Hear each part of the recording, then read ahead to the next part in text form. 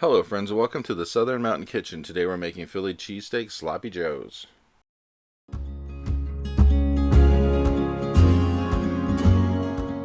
So what we're starting with is a large skillet which we have a pound of ground beef in, and we're going to cook this until it's brown and we break it up into small pieces because this is a big amount of what's going into our sandwich.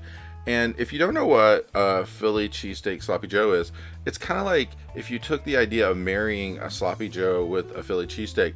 It's like the same consistency as a sloppy joe, but with all the flavor of a Philly cheesesteak because you have like beef in it and you have cheese and you have peppers and onions and all that flavor, but it has the consistency on the bun of a sloppy joe and it's really a great taste.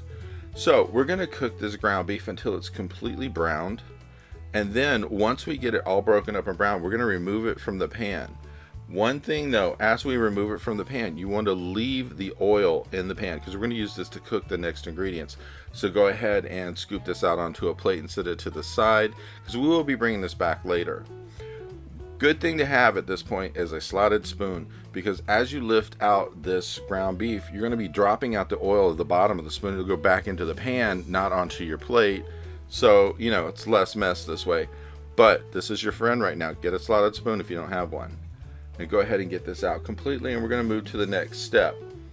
And once everything is out of there, we're going to add about 1.5 tablespoons of butter to this pan, and we're going to let it melt down so that way it's ready for when we put vegetables in here. So go ahead and let that melt for a second. And the next thing that we're going to add to this is 1 cup of pepper onion blend. And if you don't know what that is, this is something that comes from the freezer section, which has green peppers, red peppers, and onions in it. And they're already cut up and everything. You just basically have to bring them in. So we're using 1 cup of this. If you don't have it, or you just want to put in straight up fresh vegetables, you could use red peppers, green peppers, and onions and just do 1/3 cup of each and add them to your pot. And then next we are going to move in with 8 ounces of sliced mushrooms. Now I got these in that blue package that you can get at pretty much any grocery store. They're fresh off the shelf. I took them, washed them, cut them up. Please wash your vegetables. And then I'm mixing it in with the already frozen green red peppers and onion. And what we're doing here is basically 1, thawing out the peppers and onion, and 2, cooking the mushrooms.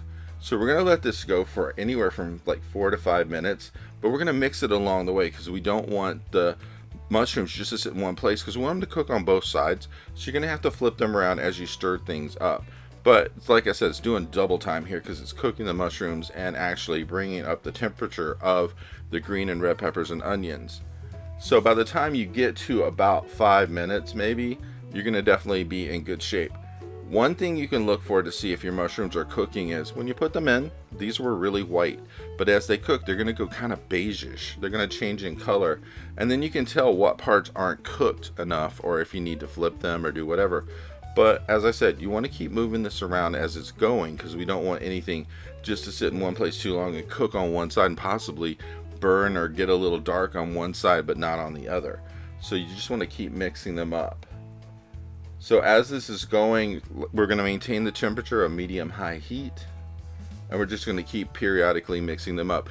But if you look underneath of the vegetables in my pan, you can see that there is some like bubbling and sizzling going on with the oil and the butter that was underneath of this. And that's the best thing to know, that you know you're getting that all across the bottom. The bottom of these are being cooked quite well, but you do need to mix them up to make sure that the top parts of the mushrooms are cooking. And just keep stirring this the whole time for, you know, like 5 minutes. It's one of these things where I wouldn't walk away and leave it for long because you have the problem at that point of things actually burning a little bit, and you don't want that burnt taste getting inside, especially from like your mushrooms, because they will take on the taste of the burnt pan. So just going to watch it, let it keep going, and then we'll get ready for the next step.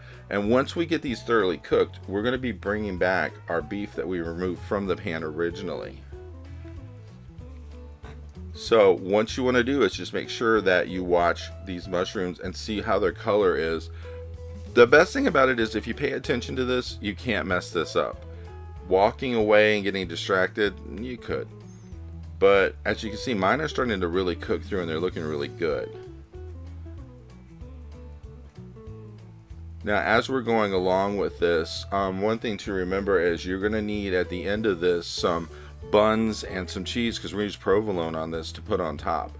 But in the meantime, bring your ground beef back, get it into the pan, and we're going to mix this through with the vegetables and stuff we already have in here, because we want everything to take on the flavor of each other, and that way the onions and the peppers and everything are going to give a really good taste to the ground beef.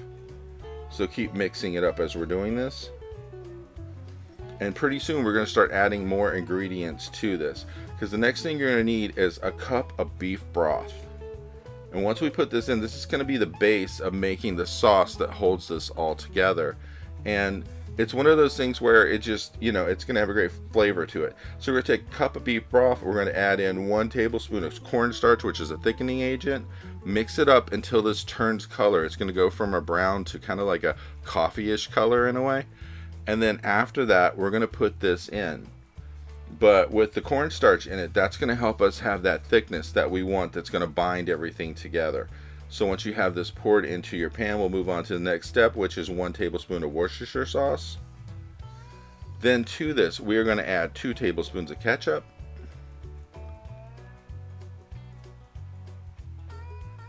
And then after that, we're adding a ½ teaspoon of salt.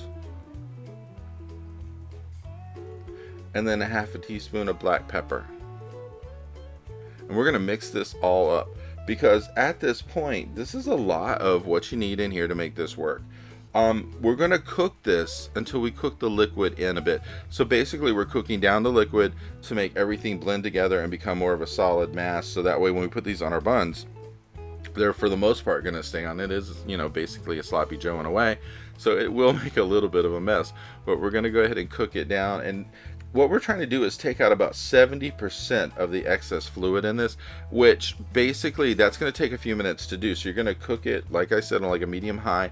As it cooks down, you're going to stir this, and when you get to a point where it really thickens and you think that it really has gotten to a point where it's thickened up a lot, just remember, when you turn this off, it's going to thicken up a little bit more as it cools. So, we're going to cook this anywhere from 5 to 10 minutes, depending on how fast your liquid is evaporating from it. And we're just going to cook it until we get it to the point that it looks really thick, and then we're ready to move on and put it on our buns and have our lunch or dinner or whatever you want to put this in. So just keep stirring it, cooking it down to where it looks a thick consistency, and then, like I said, turn it off, let it sit for a couple minutes. It's going to thicken up and you're ready to put it on your bun. So just make sure that you pay attention to it as it's cooling. And when I put mine on my bun, I use some provolone cheese on top of it, and this is what mine looked like, and it was an amazing meal. I hope you liked this video, and if you did, please like and subscribe. And if you get a chance, check out the Southern Mountain Kitchen website, where you can get a free recipe, check out the cookbooks available from the Southern Mountain Kitchen, and if you'd like to, you could order a cookbook at a discounted price, cheaper than Amazon, with shipping that is also cheaper than Amazon. So if you get a chance, check it out, and I hope you have a great day.